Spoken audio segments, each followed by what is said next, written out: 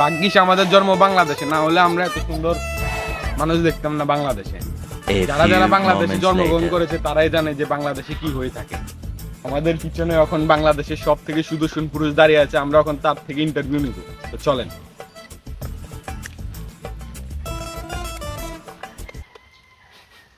তো স্যার, আপনার তো বাংলাদেশের সুদর্শন পুরুষ, তো আপনার অনুভূতিটা কিরকম? স্যার, এগুলো কি করতেছেন আপনি? আমার মতো গ্লাস সুন্দরে এই পৃথিবীতে একটু নেই। এটা বলে বাংলাদেশের সুদর্শন পুরুষ। তুমি তো হিজলা আরো বালা। তো আপনার অনুভূতি কিরকম, আর আপনাকে মানুষ কতটুকু সম্মান করে, আর আপনাদের বাংলাদেশের সুদর্শন পুরুষ এটা কি সবাই জানে? এই যে ভাই একটা মেয়ে আসতে আপনি এখন নাম্বার লোক, এই যে আপু আপনার নাম্বারটা দেন। তুই একটা মেয়ে আরেকটা মেয়ের কাছে নাম্বার চাস, তোরা তো মেয়ের কোনো চিঠি নেই,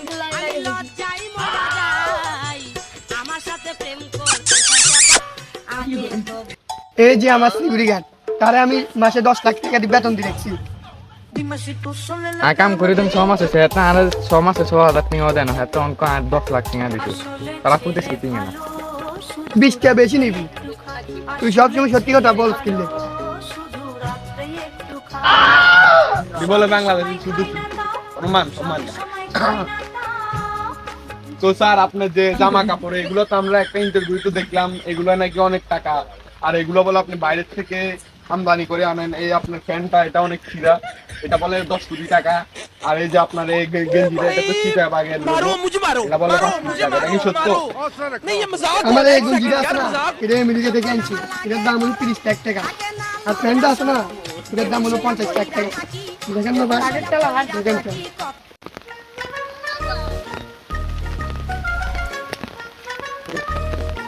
এত না বলে বাংলাদেশের সুদর্শন পুরুষ, এত তো মানুষ নেই, এটা বেশি লাগে।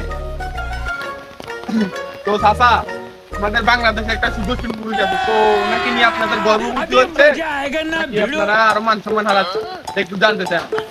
এত তো মানুষ কম, বুঝলে বেশি লাগে। এত তো আমরা বাংলাদেশের সব মান সম্মান ঘুরে মিশিয়ে দিছে। চাচা যে কথাটা কইছে এটা কি ঠিক?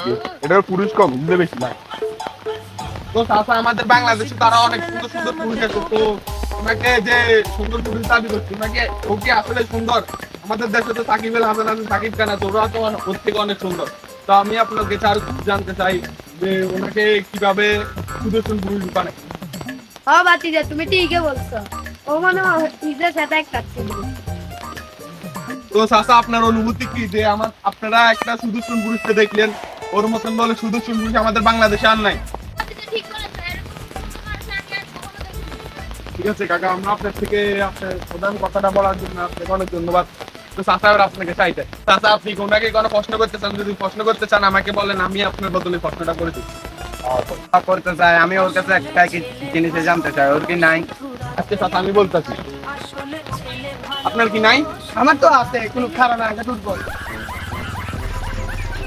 আরে ভাই, আমি তো বললাম আপনার মান সম্মান আছে, আপনার তো গেলেন না আপনার। ও আমার তো মান সম্মান অনেক আছে। দেখতে আসবো তো আপনার কিরকম মান সম্মান।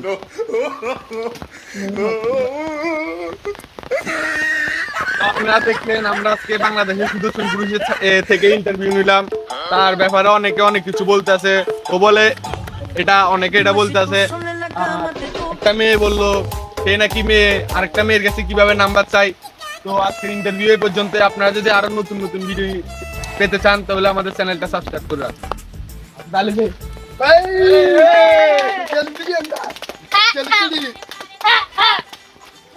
আসসালামু আলাইকুম। আমরা আপনাদের জন্য অনেক কষ্ট করতেছি, দেখেন আজকে বৃষ্টি পড়তেছে, তবু আপনাদের জন্য একটা ভিডিও আনলাম। তো আপনারা আমাদের ভিডিওগুলো ঠিকই দেখেন, কিন্তু লাইক কমেন্ট করেন না, আর ভিডিওগুলো বেশি বেশি শেয়ার করে দিন। এটা আমাদের ভিডিও ঠিকই দেখেন, কিন্তু কমেন্ট শেয়ার করেন না। সামনের দিকে অবশ্যই করবেন। আর আপনার আর এরকম ভিডিও পেতে চ্যানেলটা সাবস্ক্রাইব করে দিবেন। আমাদের চ্যানেলটা সাবস্ক্রাইব করে দিবেন, আর পরবর্তীতে কি ভিডিও দেখতে চান আপনারা কমেন্ট করে জানাবেন। আপনাদের কাছে আমাদের এই ভিডিও কোন শটটা বেশি সুন্দর লাগে অবশ্যই কমেন্ট বক্সে জানিয়ে দিবেন। আর ইনশাআল্লাহ সামনের ভিডিও আরো অনেক ধামাকা হবে। আসসালামু আলাইকুম।